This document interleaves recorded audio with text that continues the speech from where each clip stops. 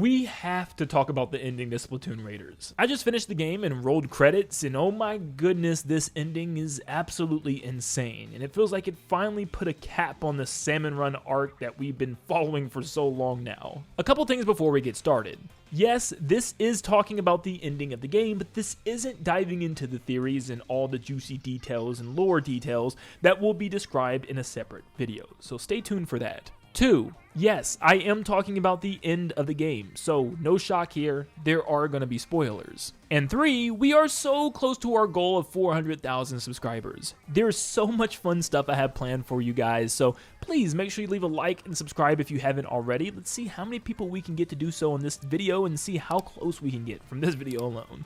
Thank you so much for tuning in, and let's dive into the ending of Splatoon Raiders. So we defeat the third mystical salmonid, which then brings us to our third device. We know that these things were created by the one that was stranded here, and it's kind of like a way to lock away this creepy ancient beast and also give a warning for those that would come here one day. And they give us a heck of an idea of what we're in for. The whirlwinds subside and we see the giant piece of gold that we've been after this entire time, but realize it's not gold, it's a giant power egg that's at the center. In one of the coolest scenes of the game, it shoots these beams of light into the clouds, making it this dark, creepy red and causing giant holes to form in the clouds. Now, if you know what this is super crazy as a Splatoon fan. Without getting into too much of the lore right now in this video, this was foretold back in Splatoon 2, with a scroll that read, "When smoke rises from the 7 rings, the pink fish will emerge from the sea, devouring all the creatures of the land." The Book of Madai, Chapter 10, Verse 10. We wouldn't find out until Splatoon 3 that this was kind of hyping up something called Big Run events, where the Salmonid were going crazy, invading Inkopolis and Splatsville and the entire land as a whole. In the background of these Big Run events, you can even see the clouds opened up with these 7 rings shining light down on a far-off island. They literally were showing us what we were about to get into. That prophecy from Splatoon 2, the tease from Splatoon 3, and here we are actually experiencing it in Splatoon Raiders. Now, I'm not getting into Mr. Grizz and all the implications here, but yeah, this golden egg is causing this phenomenon, apocalypse, to happen where all the Salmonid are invading the land, and it's even said in-game from Team Deep Cut that, yeah, Salmonid are invading all over the world right now as this is happening. But now that we have the 3 keys to open the locks, we can actually go in and find out what this thing is and take it out. Our first mission is to make our way to the giant hole in the center by doing some slight platforming and painting up the sides of some ruins.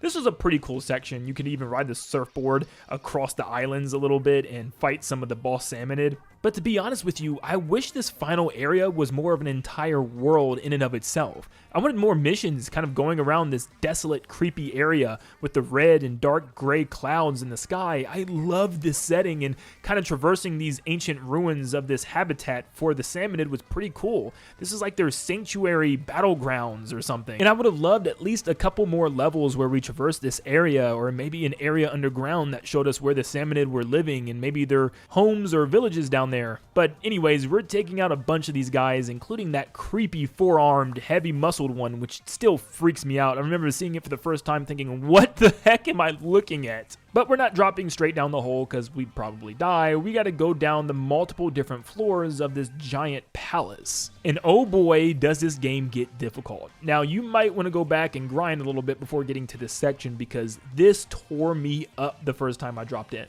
The first level has you going down 3 floors like you normally do in every single den in this game, but it's flooded with super strong enemies. I mean, it gets crazy. I think I ultimately still just hate the stupid time limit. I wish it was just try to survive and collect, and if you do it, you do it. You don't have to beat a clock.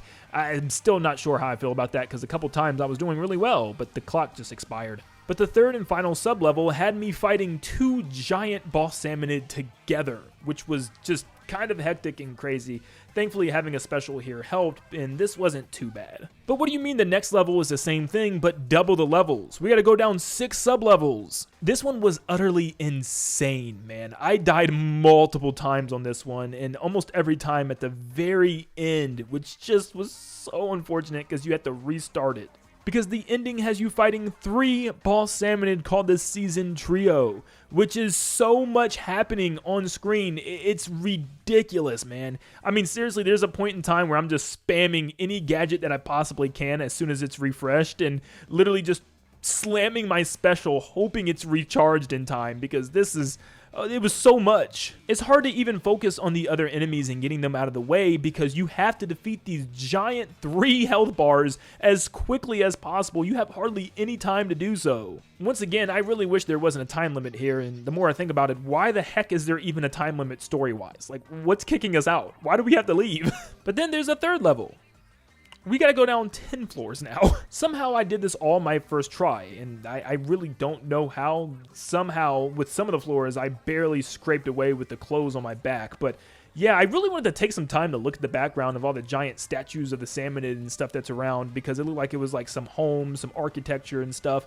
Once again, I really wish there were levels that allowed us to explore down here a little bit longer instead of just doing some dens, because what's here is pretty cool. But the final floor has us fighting a boss version of Strong Arms, which honestly wasn't that bad. By this time, I had my special ready. The only thing is I had 1 life, so I had to really make sure I didn't make a stupid mistake, but there weren't too many enemies that were bothering you in this room. It was mostly just you and the Strong Arm, which, once again, this guy's creepy. I don't like him. But we get down to the final level, at least for the main story. And we get to level 20, which puts us in this really long, dark hallway. I love how you paint it and it lights up the hallway with your ink. This is some really cool lighting effects. Like, I want to see stuff like this incorporated in more missions in the future Splatoon games. Like, dude, could you imagine like an all-night Splatoon multiplayer mode where your paint actually like lights up the area? My fault, ink. I know some people get triggered over that, ink. But dude, Splatoon games do not miss when it comes to the final boss presentation. Like, it's always some type of spectacular thing that you have to do and spectacular area that you fight in.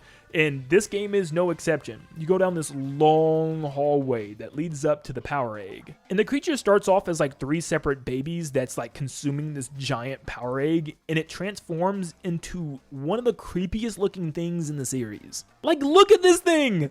What is this thing? You're surfing on the outside of this giant whirlpool as this giant skeletal zombified looking salmonid is popping out of the water, and it has all these crystals around it. It's like a salmon god and it looks insane. I kept finding myself bumping into things because I really wanted to see what it looked like as I was riding on the surfboard, but man, this section was so cool. You have to shoot rocks and debris out of your way, jumping and dodging lasers and even energy beams that it's shooting at you.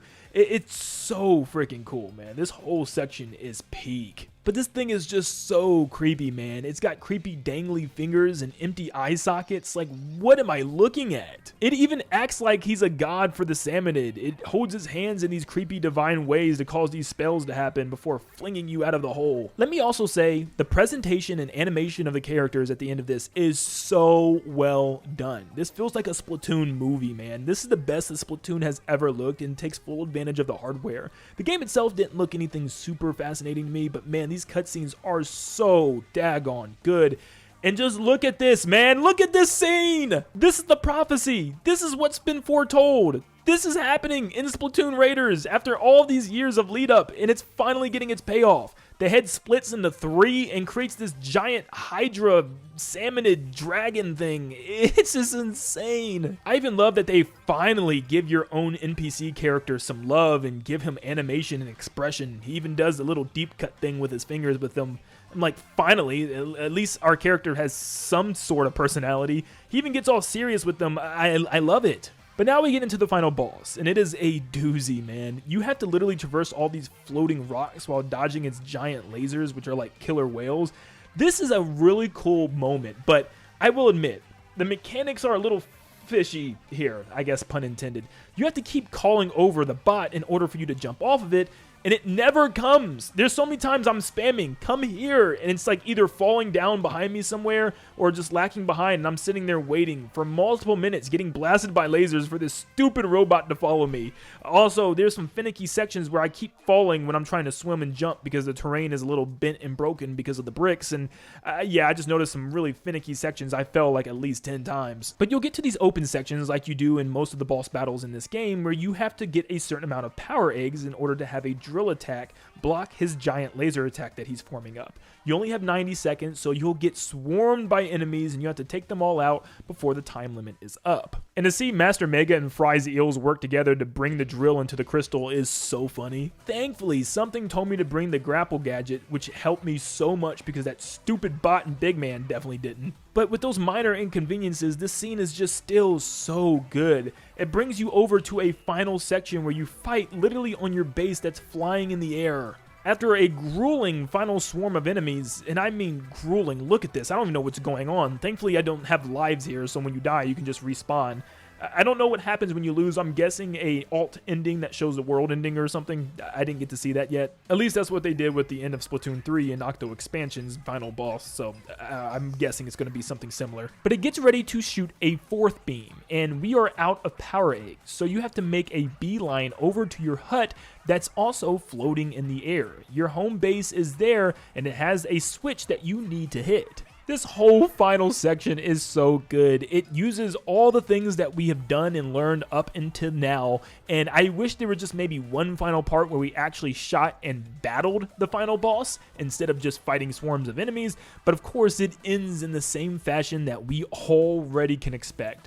A button mash, or in this instance, a twirl of the stick. Master Mega combines with the eels and turns into a giant flying shark, which I still really wish we could control because that looks so cool, but blast the bot all the way up into the air for you to come down drilling into the giant salmonage drill. And of course, you have to do a button mash, or like I said, stick twirl, in order to beat him out, which is just so in line with other final bosses we've seen, like the NILS statue from the Octo expansion. But yeah, what a climactic looking ending for this game, dude. This was so cool. Like, this thing's heads broke off, and then you had to break off a giant crystal, leaving him completely headless. Like, what is this game anymore? This is not a kid's game. But then you blast him and send him flying down into the ocean down below. Like, oh my gosh, this was just incredible, man. And the music that plays from Deep Cut is actually really good in this section. It's very hype, and it feels like Octo Expansion's Fly Octo Fly. Not as good as Fly Octo Fly. That's just peak. I don't think they're ever going to top that one, but this one is really good as well. Also considering the fact that this game's music is horrible, so we finally actually have a real song. The Salmon Arc is defeated and the day is saved. Hopefully Salmon can now leave us alone. Probably not. I mean, based on the description, it sounds like these things can grow at any time, and this is a 7th generation one. They get stronger each generation. What could be stronger than this? But that is the final boss and ending of Splatoon Raiders. Of course, there is a secret ending, which actually adds an extra boss, but I don't think it's anything super deep story-wise. If it is, I will definitely let you guys know. But thank you so much for tuning in, and if you enjoyed today's video, make sure you leave a like and subscribe, and let me know down below what you thought of the ending of this game, and how does it compare with the other endings in the series. Let me know down below. Make sure you leave a like and subscribe before you head out. Jesus loves you, and I'll see you in the next one.